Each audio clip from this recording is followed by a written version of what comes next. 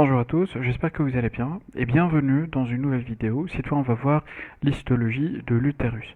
L'utérus est un organe creux qui est essentiellement musculaire qui comporte trois parties. On a le corps utérin, le col utérin et puis entre les deux on a la zone de transition qu'on appelle l'isthme de l'utérus. Dans cette vidéo on va essayer de traiter les trois parties en même temps. Donc on va voir les différentes parties de façon un peu résumée. Et par la suite, je vais essayer de produire aussi des vidéos qui vont traiter chacune des parties à part. Donc concernant l'aspect macroscopique de l'utérus, comme on l'a dit, on a trois grandes parties. Donc on a le corps utérin, on a le col utérin, et puis entre les deux, la partie là de transition qu'on appelle l'isthme, ou bien aussi le segment utérin inférieur. Sauf que cette dernière nomenclature, ça veut dire segment utérin inférieur, on l'utilise surtout pour l'utérus gravide, ça veut dire au cours de la grossesse. Donc le col utérin, il a deux parties aussi, dont les tissus sont différents. Donc on a une partie endocervicale, on va voir ça plus en détail sur l'étape microscopique, et puis on a une partie exocervicale. Donc endo ça veut dire à l'intérieur, endo, et exo à l'extérieur. Puis on a le corps utérin avec trois couches. Donc en partant de la lumière qui est au centre, on a l'endomètre, qui est un peu l'équivalent d'une muqueuse sur les autres organes creux. On a une couche musculaire qu'on appellera le myomètre, et puis une séreuse. Donc je vais commencer tout d'abord par le col utérin, qu'on va observer sur l'âme histologique. Donc ce qu'on voit ici, c'est le col avec ses deux parties. Donc déjà au faible grossissement, on voit qu'il y a une différence entre l'épithélium, ou la muqueuse, en général qu'on voit ici, et la muqueuse qu'on voit ici. Donc ça, c'est une partie qui représente l'endocole, et ça, c'est l'exocole. Donc on commencera tout d'abord par l'exocole. Donc l'exocole, comme on le voit ici, c'est une muqueuse en fait qui est tapissée par un épithélium qui est malpigien, ça veut dire qui est stratifié, pavimenteux, mais non kératinisant. Donc non kératinisant parce qu'on n'a pas de production de couches de kératine à ce niveau. Et puis la maturation commence au niveau de la couche basale, qui est cette couche de première cellule, cette première assise qui est en contact de la lame basale, alors que le reste des couches ne sont plus au contact de la lame basale. Donc c'est pourquoi on a dit que c'est un épithélium qui est stratifié. Et puis on a la maturation qui se fait progressivement vers cette direction. On aura tout d'abord une première ou bien plutôt une deuxième couche, après la couche basale, qu'on appelle la couche parabasale, qui est là. Puis on a la couche de cellules intermédiaires, et finalement la couche superficielle. Et au fur et à mesure que les cellules se maturent vers ce sens, on aura une augmentation de la taille du cytoplasme, une réorientation, si on veut dire, des cellules, donc parce qu'initialement elles sont orientées vers ce sens, et puis vers la couche superficielle, elles sont orientées dans ce sens. Et un troisième changement, c'est la taille des noyaux, parce qu'elle est importante au niveau de la couche basale, avec un rapport nucléocytoplasmique qui est élevé, puis les noyaux diminuent de taille et vont devenir pycnotiques, donc sous forme de petits points qui sont hyperchromatiques, foncés à ce niveau, au niveau des cellules superficielles. Donc c'est l'épithélium qu'on va trouver au niveau de l'exocole, donc comme on voit aussi là, le stroma, un peu l'équivalent de chorion au niveau des autres organes creux, il est essentiellement fibreux, donc il est fait de tissus conjonctifs avec des fibres de collagène qui sont colorées en orange ici parce qu'on a utilisé la corrélation HES, et il y a des éléments vasculaires et bien sûr des éléments nerveux. Passons maintenant à la deuxième partie qui est l'endocole. Alors l'endocole, il a un épithélium qui est totalement différent. Et déjà à un plus faible grossissement, pour apprécier l'architecture qu'on a, on a deux éléments. Donc on a un épithélium de surface qui est là, qui est l'épithélium en contact de la lumière directement. Et puis cet épithélium, qu'est-ce qu'il va faire? Il va s'invaginer au sein du stroma pour donner des structures glandulaires, ce qu'on observe ici. Donc il y a un épithélium de revêtement, puis des glandes. Alors les glandes, on ne les trouve pas normalement au niveau de l'exocole, alors qu'elles sont présentes au niveau de l'endocole. Alors passons maintenant à l'épithélium. À plus fort grossissement, on voit très bien que c'est un épithélium qui est simple, parce qu'on a une seule couche de cellules.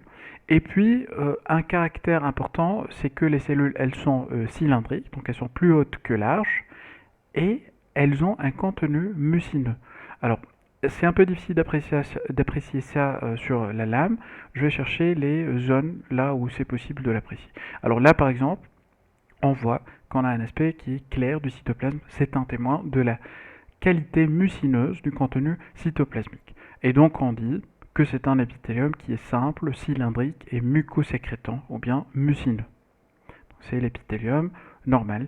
Donc au niveau du stroma, alors on a une petite différence par rapport à l'exocolle, c'est qu'on a une cellularité qui est plus élevée par rapport à ce qu'on a vu. Donc ça rappelle un peu, mais pas tellement, la cellularité qu'on trouve au niveau du stroma endométrial qu'on va voir tout de suite. Alors, un point important concernant la muqueuse ou bien concernant le col en général, c'est que la jonction entre l'endocole et l'exocole, elle se fait de façon brutale. Alors, et on peut indiquer cette jonction au niveau d'un seul point qui est celui-là. Alors, où on aura le passage brutal d'un épithélium malpigien, ce qu'on voit de ce côté, qui rappelle l'exocole, et l'épithélium endocervical, qui est un épithélium simple cylindrique et mucosécrétant. Alors, sauf que il y a une petite remarque, c'est que on a une différence en fait entre l'épithélium qu'on a vu au début et celui de cette zone.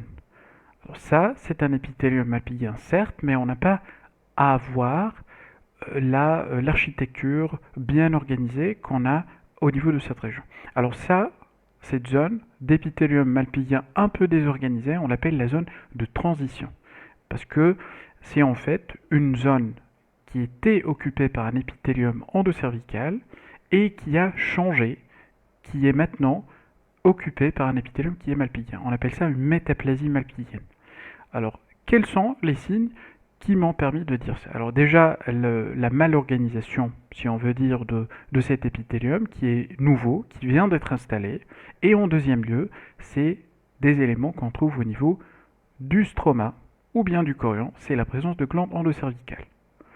Et ce qui se passe, c'est que si on revient à notre épithélium au niveau de l'endocole, nous savons que ces glandes-là, elles ont aussi une mucosécrétion, parce qu'elles sont épicées déjà par le même type cellulaire qu'on trouve en surface, donc elles vont sécréter du mucus à ce niveau, et puis ce mucus il va être drainé par des canaux vers la surface.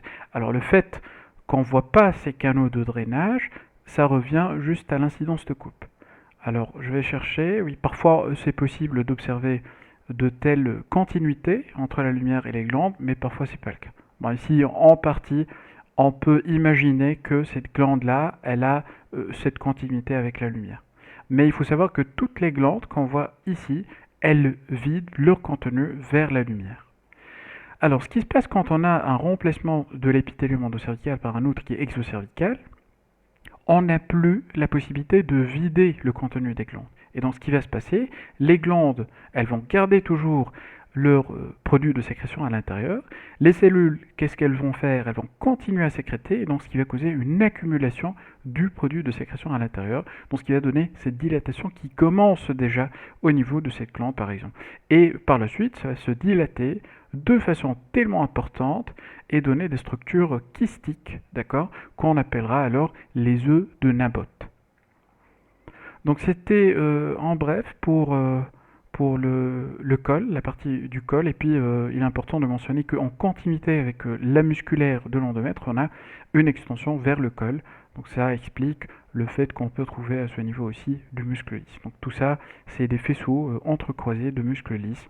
Donc à la différence du tissu conjonctif collagénique, déjà en termes de coloration, le collagène il prend l'orange du safran, le muscle il prend l'éosinophile de l'éosine.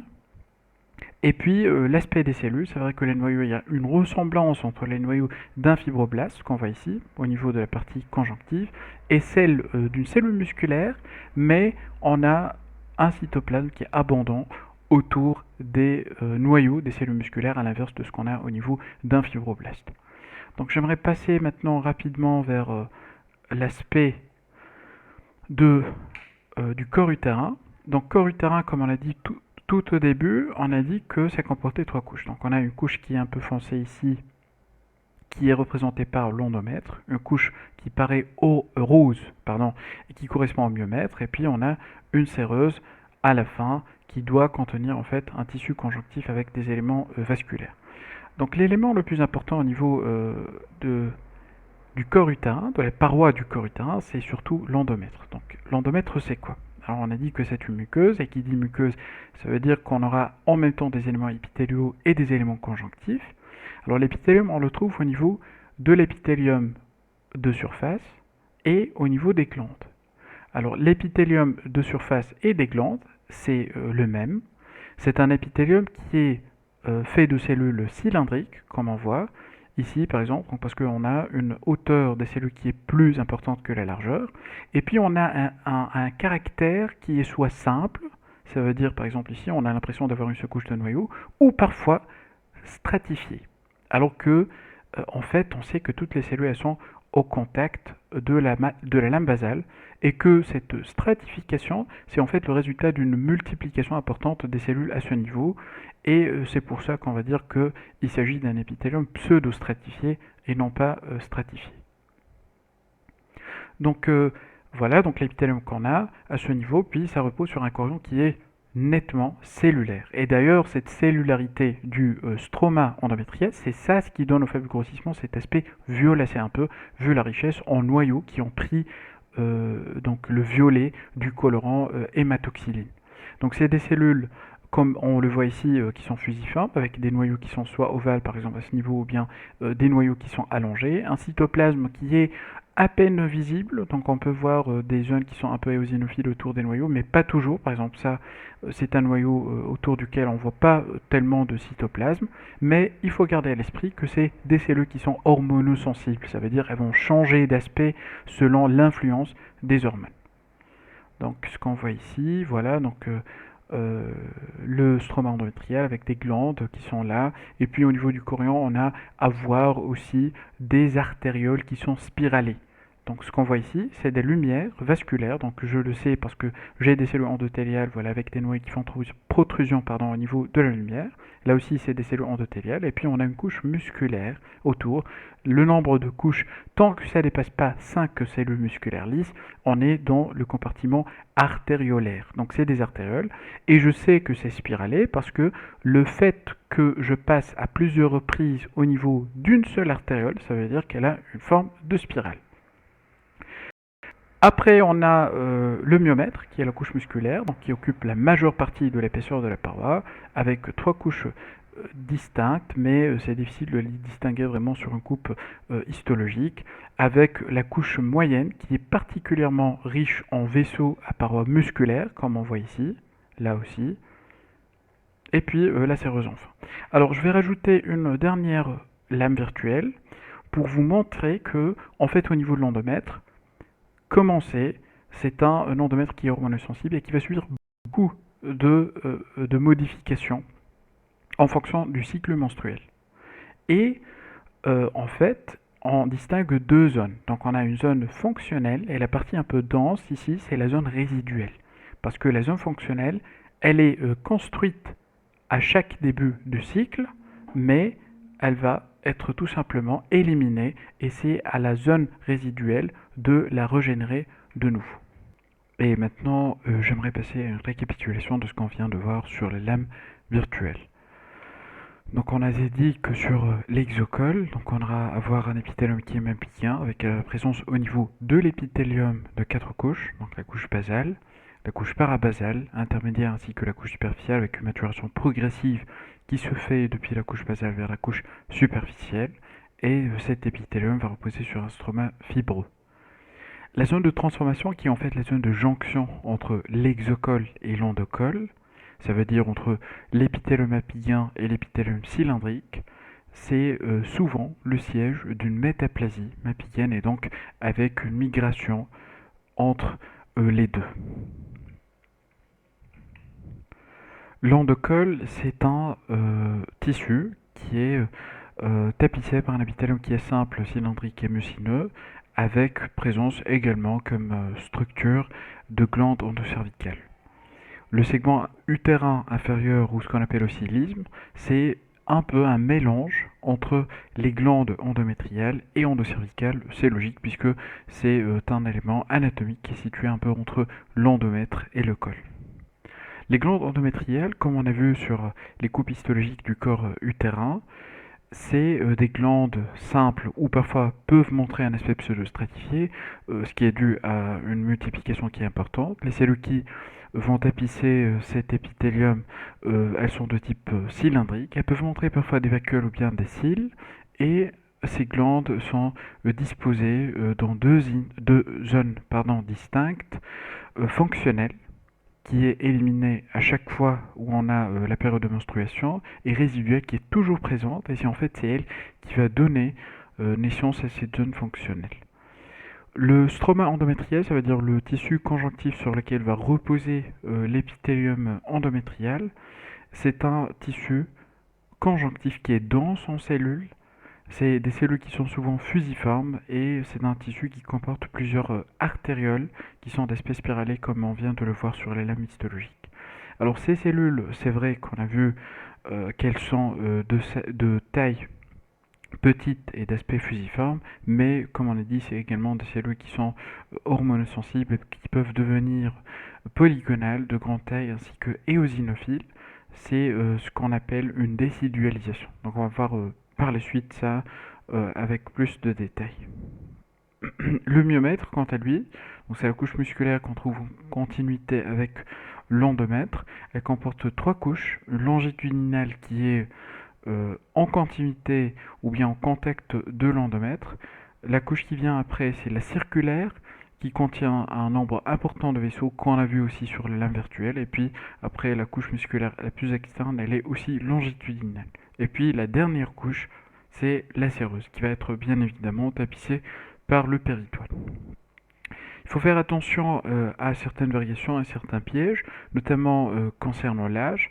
Donc qui dit un organe qui est sensible à certaines hormones dit une variation avec l'âge, vu que l'âge bien sûr donc c'est associé en fait à des modifications importantes. Donc en prépubère c'est pas la même chose que en cours de la puberté et c'est pas la même chose que la période en post-ménopause. Alors concernant le col, la puberté, elle est marquée par un déplacement de l'épithélium endocervical vers l'extérieur. Donc ça prend un peu la place de l'exocole. Et puis au cours de l'âge de procréation, on a un retour progressif de ces temps de col à l'intérieur du canal endocervical. Concernant l'endomètre, à la période post-ménopausique, on a une tendance à avoir une atrophie. Et cette atrophie, il s'avère qu'elle est associée à une kystisation, à une dilatation kystique des glandes endométriales.